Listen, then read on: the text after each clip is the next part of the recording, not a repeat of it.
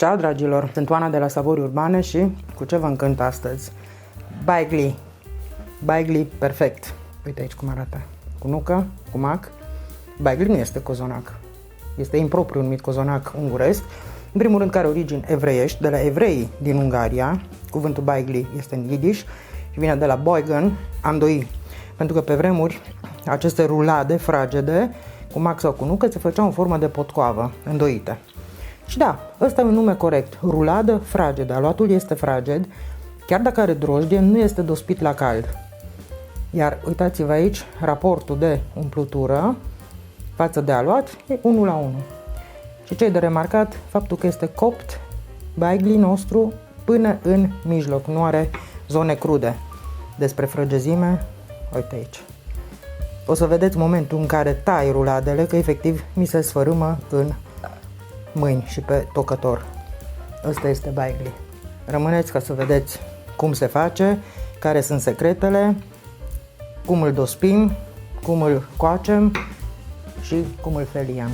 Pentru aluatul de baigli o să facem o singură porție de aluat, din care vom avea 4 rulade, nu foarte mari, dar 2 vor fi cu nucă, 2 cu mac. 500 de grame de făină.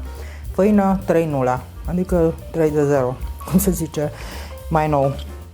250 de grame de unt moale la temperatura camerei, 82% grăsime.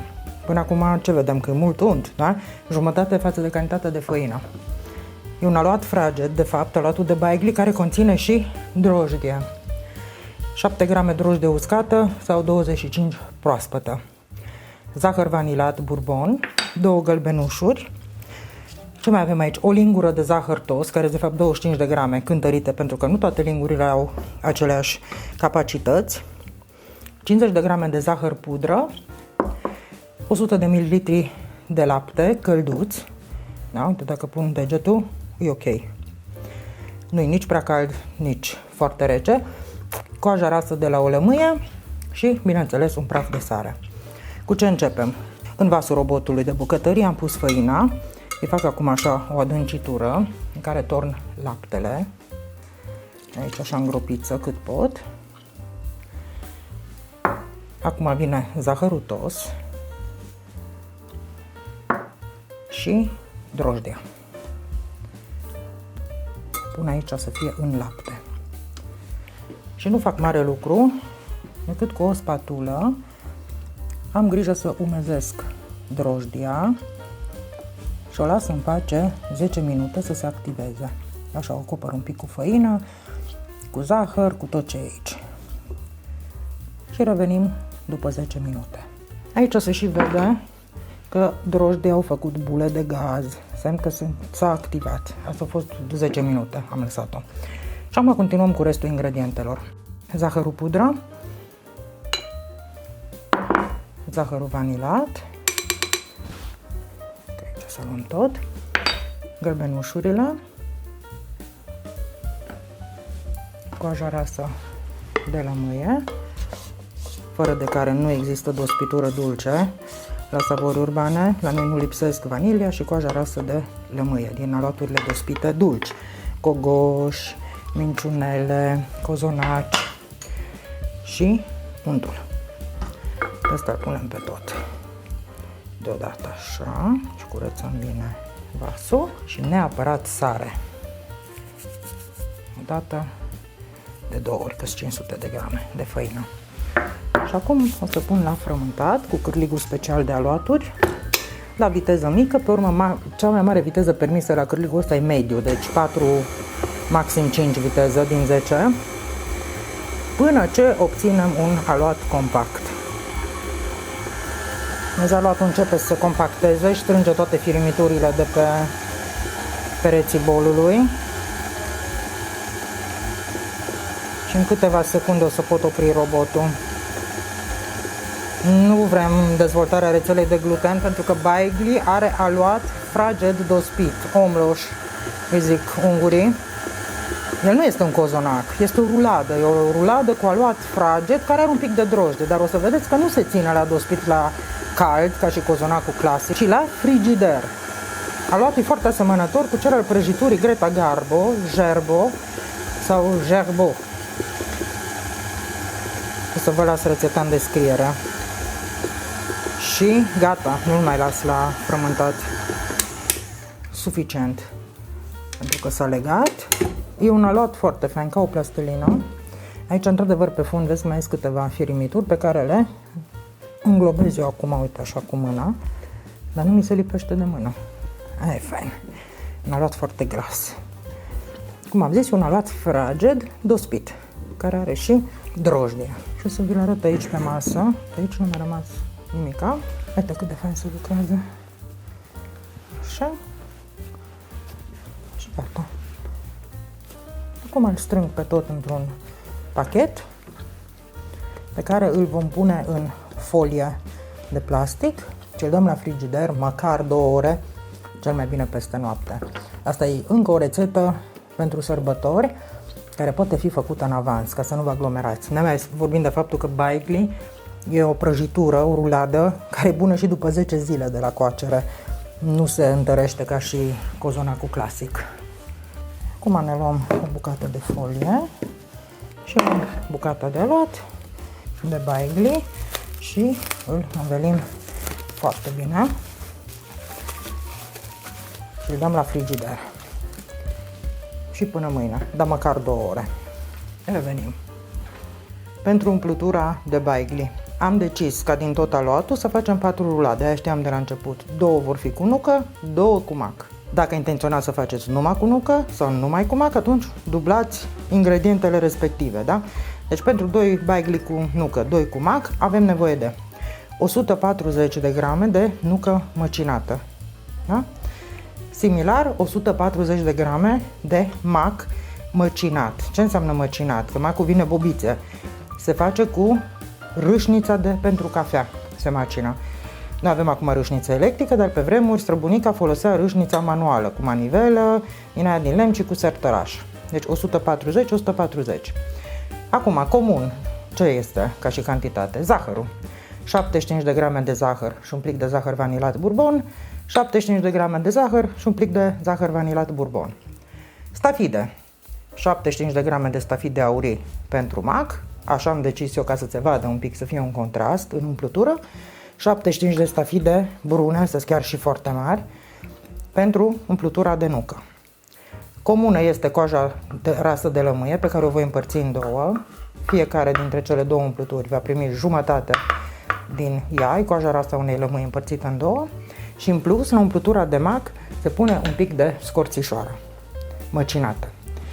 Și am pregătit 2 crăticioare, fiecare cu câte 150 de ml de lapte. Și acum începem cu umplutura de nucă. Similar o vom face și pe cea de mac. În crăticioara cu lapte voi pune zahărul cu vanilia și jumătate din coaja rasă de lămâie.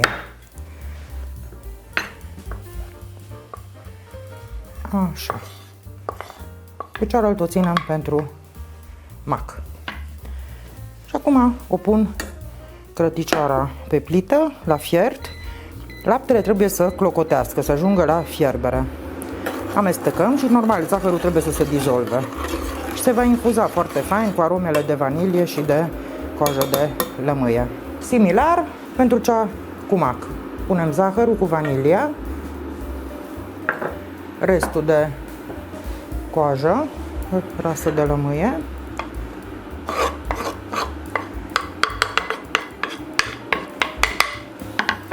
Amestec și o pun și pe ea la fiert. Prima deja clocotește. Asta e avantajul plitei cu inducția. Dar încă se simte zahărul, așa că mai trebuie să aștept un pic, mai amestec să se dizolve bine zahărul. Ce bine miroase vanilie și coajă de lămâie. No, deja nu mai simt zahărul la lingură. E dizolvat, dar trebuie să văd că clocotește. Mai fac focul un pic mai mic și pun nuca.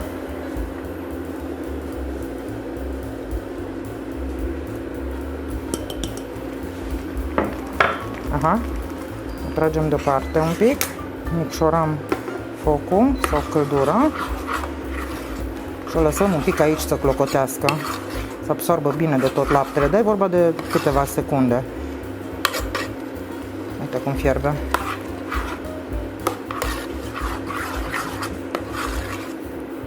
Este cea mai faină umplutură de cozonac. Noi așa facem și la cozonacii pufoși, nu la ruladele baigli. Tot așa cu nucă opărită. Iar aromele sunt fantastice. Ma fiind plită cu inducție, asta merge în copuri. Când clocotește, când stă, mai lăsăm un pic. Dar e așa pe 400, pe mic pusă. Și gata. Am oprit și voi pune tot acum stafidele. Am zis că punem negre, stafide negre la nucă. Le amestec și vedeți seama că și ele vor mai absorbi din lichid. Amestec totul bine și trag deoparte, las la răcorită, să trebuie să ajungă la temperatura camerei. La fel facem și cu laptele pentru umplutura cu mac. Deja fierbe, îl verific să nu mai aibă granule de zahăr, să fie dizolvate, nu mai am zahăr, reduc un pic și tragem deoparte, ăsta e riscul, să fim pe fază, pun macul măcinat. Acum pun înapoi pe foc, dar la foc mic, ca să văzut ce reacție are, și amestec. Și tot așa, ca și la cea cu nucă, las preț de câteva clopote, câteva secunde să văd eu că fierbe aici tot. Uite. Și încă o dată. Cam de 3 ori așa să dea niște clocote. Dacă nu aveți plită cu inducție și lucrați pe aragaz, atunci foc mic, ok, pe cratiță. Și opresc și pun stafidele aurii și un pic de scorțișoară. Macul merge foarte bine cu scorțișoară. La fiecare pune câtă dorește și amestec tot. Și în cazul acesta stafidele aurii se vor umfla de la umplutura, de la laptele cald din umplutură. Dau crăticioara deoparte și aștept să se răcorească și umplutura de mac. Și vi le arăt aici pe amândouă. Asta e cea de nucă și asta e cea de mac pentru baigli. Scos salatul de baigli de vreo jumătate de oră de la frigider. Am lăsat un pic să se înmoaie și acum am pus pe cântar 990 de grame. Asta înseamnă cam 247 de grame per foaie. Deci că îl împărțim în 4, în sferturi.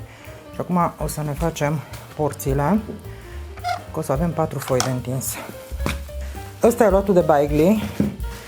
Are 990 de grame, l-am cântărit eu anterior și am împărțit în 4 porții, câte 247 de grame. Na. Dacă avea un kg erau 250. Sunt cele 4 foi. Și acum o să luăm pe prima, scoase din frigider, ele trebuie să stea așa, să fie ca plastilina, nici prea moi, nici prea tari. Și voi întinde foaie de 30 pe 22 de centimetri. Mi-am adus aici și măsura. Dacă e chiar foarte tare, mai stăm un pic să se înmoaie, dar merge bine întinsul.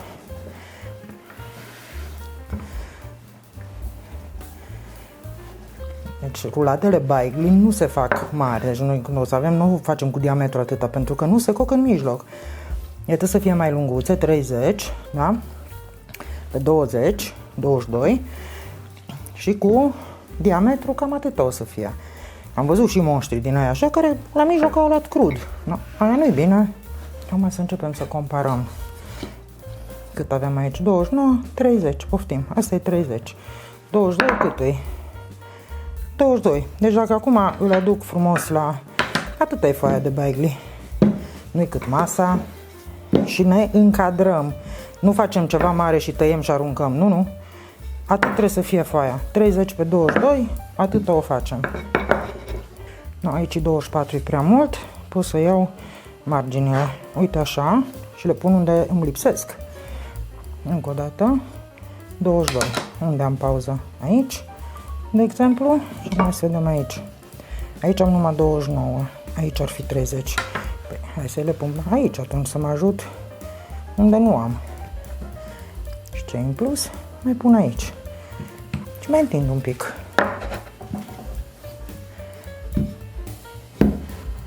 Nu degeaba am calculat noi rețetele exact, ca să știți. E foarte greu să vă zic că trebuie foaie de 3 mm sau de 4. Voi trebuie să știți că linear are toată lumea. Dintr-un sfert din cantitatea de ala trebuie să-ți iasă foaie de 30 pe 22, la marele fix. No. Asta e prima foaie de baigli.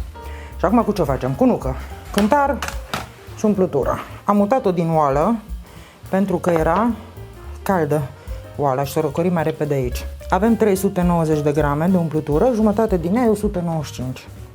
Pun pe cântar, fac tara și scot până mi-arată minus 195. Minus 130. Minus 187.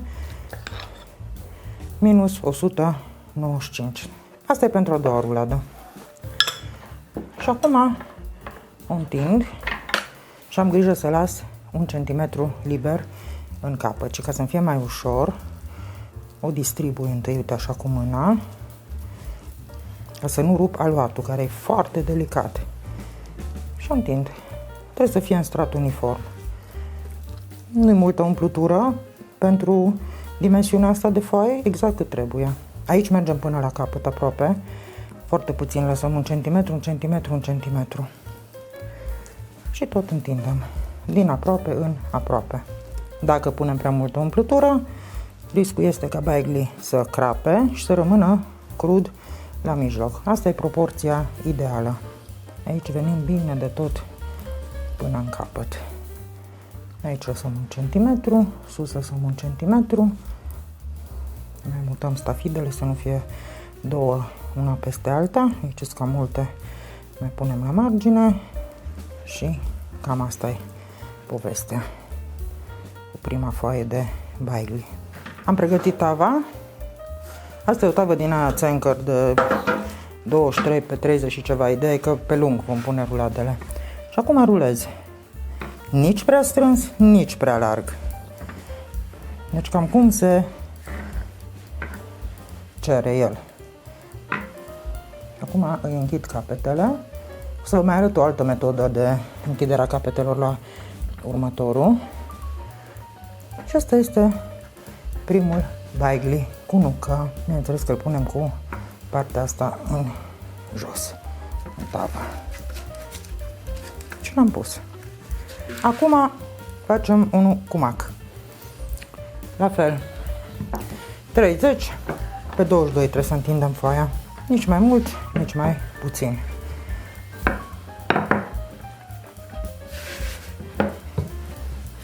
Perfect, 30 pe 22. La mac tot așa avem aproape 400 de grame. Deci cam 195 punem și aici. Minus 195, trebuie să-mi afișeze. Mult. Așa. Tot așa lăsăm margine de 1 cm pe 3 laturi și restul întindem cu spatula. Din aproape în aproape. Și aici o să vă arăt cum face Diana. Ea pliază marginile alea de 1 cm și așa rulează baigliul. Cu răbdare. Să fie negru peste tot. Adică atunci când tăiem să avem straturi egale. Nu fie umplutura tot groasă, subțire, groasă, subțire. Da, o chestie migăloasă, dar rezultatul este spectaculos. Nu degeaba toată lumea e înnebunită după baigli. Și un preparat care de fapt e de origine evreiască. La evrei din Ungaria provine. Asta v-am zis eu și la început. A doua metodă, uite așa, pliem aici 1 cm, dincoace la fel și rulăm. La fel, nici prea strâns, nici prea larg. Vă spun că sunt chestii pe care o gospodină numai în decursul timpului le poate deprinde prin repetarea rețetelor, adică să câștige experiență. Mie prima metodă îmi place mai mult decât asta, că asta are așa margini mai groase. Speriem de făină să nu aibă deloc și îl punem în capătul ăsta, să știm că ăsta e cu mac. Avem loc de încă 2 aici. No, ăștia cei 4 baigli. Ăștia 2 cu mac, ăștia 2 cu nucă. Și acum avem două chestii de făcut. 1. Să-i ungem doar cu gălbenuș. Nici măcar sare nu are. Două gălbenușuri aici, uite cum sunt de cremoase, pe care le bat un pic, așa cu pensula. După ce îl ungem, îl înțepăm în mai multe locuri. Nu facem invers, de ce? Dacă facem găurile acum, venim cu gălbenușul și le umplem înapoi. Nu asta e ideea. Deci întâi ungem, pe urmă înțepăm. Și acum pensularea trebuie să fie temeinică. O să întoarcem tava ca să vedem din ambele părți fiecare ruladă. Vezi că eu acolo n-am prea făcut-o, dar o să o întorc. Foarte, foarte bine. Acum, sunt discuții și în Ungaria. De câte ori dăm cu ou? Dacă dăm cu ou întreg, dacă dăm cu ou amestecat cu lapte, gălbenuș cu lapte. Da, noi din experiență vă spunem că bunicile noastre așa făceau, îi dădeau numai cu gălbenuș și ieșeau foarte faini. Că toată lumea știe că baigli, rulada asta ungurească impropriu numită cozonac, trebuie să aibă așa un model tigrat pe coajă, cu pete mai închise la culoare și mai deschise. Și o să vedeți că ne băgăm imediat la copt, după ce ungem bine, bine de tot, cu ou și înțepăm, îi dăm la frigider, măcar pentru un sfert de oră.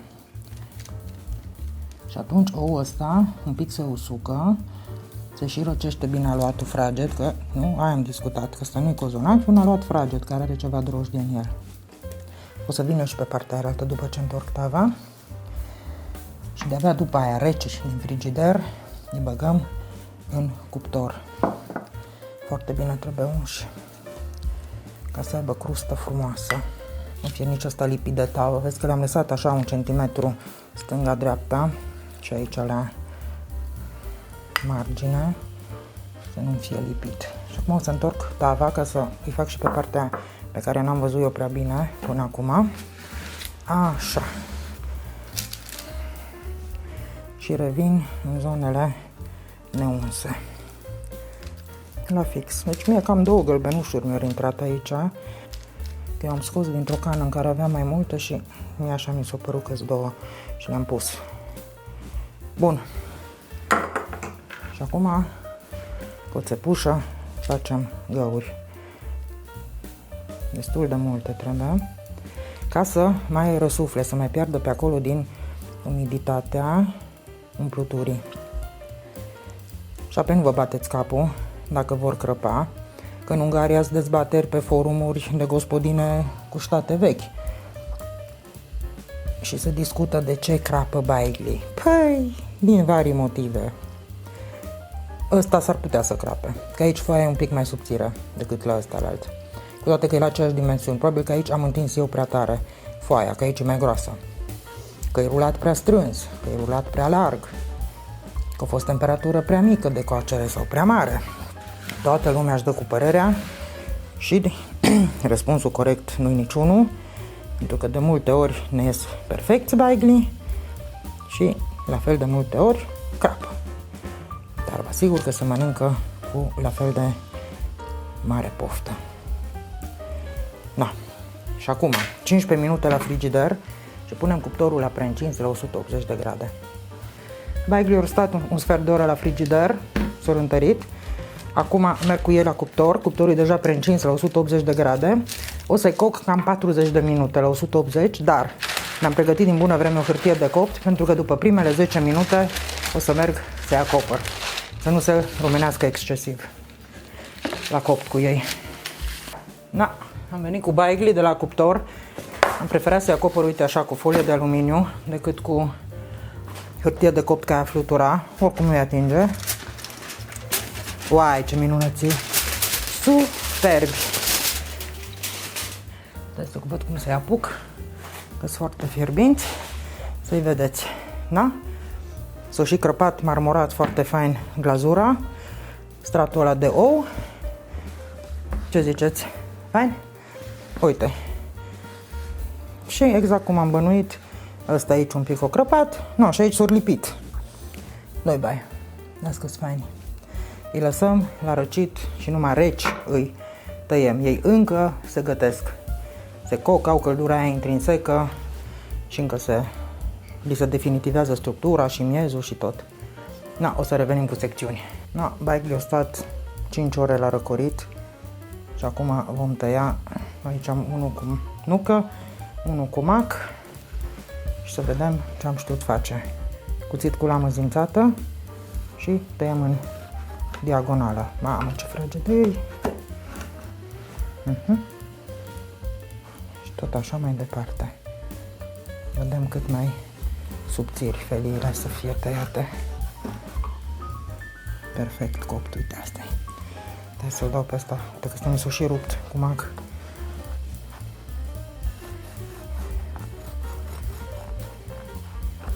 Asta efectiv se sfărâmă în timp ce îl tai. Asta înseamnă baigli. Nu-i cozonac, este ruladă fragedă. Uite aici secțiunea perfectă.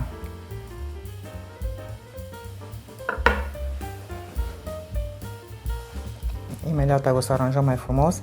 Asta mi s-a și rupt cu mac când l-am mutat. Uite aici cât e de fain. Hai să-l tai de aici atunci, cum se cere el pe secțiune. Vai de capul meu, ce sfărmiciose. O nebunie. Te de-abia l-atingi și se taie singur. Și bine copt până în mijloc, nu i-a luat crud. Am zis, astea atâta trebuie să fie ruladele, nu monștri din aia. Ea nu se coc ca lumea. Na, ce ziceți, dragilor? Toți cititorii care au testat rețeta Savori Urbane de baigli, rețeta asta de la străbunicii noștri, au fost foarte încântați de ea și au fost milioane. Ați văzut acum clar și în format video cum se face, așa că puteți trece la treabă. Nu uitați să ne dați un like, un share, să ne recomandați prietenilor și familiei, pentru că noi așa cu Savori Urbane îți reușesc rețetele din prima și nu ți rosești ingredientele. Să ne auzim cu drag și să ne vedem la următoarea rețetă. Ceau!